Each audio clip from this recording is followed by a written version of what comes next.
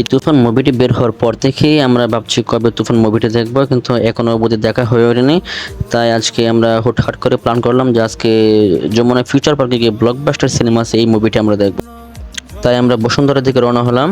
আমরা অল্প কিছু দূর হেঁটে তারপর রিক্সায় উঠবো, আর সেখান থেকে সরাসরি আমরা ব্লকবাস্টার সিনেমাসে চলে যাব।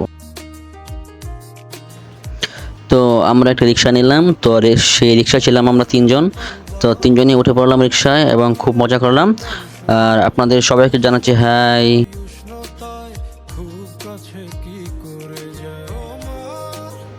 তো রিক্সায় ওঠার পরে দেখি আকাশে আমাদের সঙ্গে একটা বিমান যাচ্ছে, ঠিক আমাদের সমান্তরালে।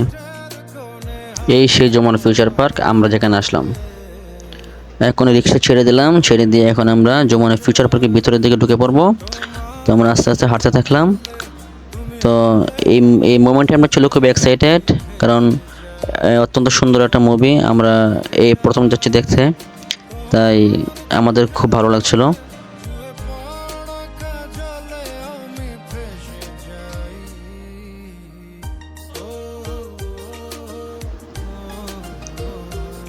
এখন স্টিয়ারিং এর মাধ্যমে আমরা উপরে উঠতে থাকলাম।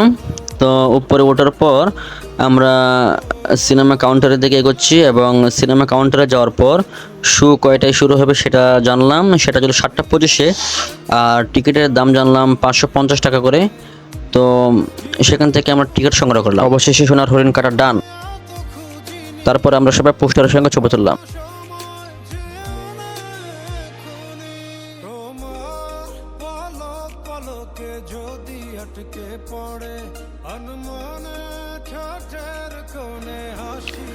তো আমরা অবশেষে টিকিট সংগ্রহ করার পর আমরা ব্লকবাস্টার মাল্টিপ্লেক্সের দিকে এগোচ্ছি। আমরা অল্প কিছুক্ষণের মধ্যে সেখানে প্রবেশ করব। তো আমাদের মতো আরও অনেকেই আছে সেখানে যাচ্ছে। তো আমরা মাল্টিপ্লেক্সের ভিতর প্রবেশ করলাম। তো প্রবেশ করার পর আমাদের টিকিট নাম্বারগুলো দিয়ে আমাদের সিট নাম্বারগুলো খুঁজে বের করার চেষ্টা করছি। তো আমাদের টিকিট নাম্বারগুলো ছিল M4, M5, M6, তিনটা নাম্বার একসঙ্গে ছিল। তো আমরা খোঁজার পর অবশেষে আমরা সিটগুলো খুঁজে পেলাম।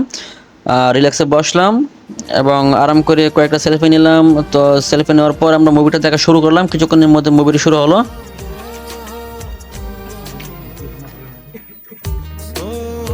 তো মুভির ফার্স্ট সিনটা দেখালাম, পুরোটা দেখানো যাবে না, পরে পাইরেসির মামলায় পড়বো।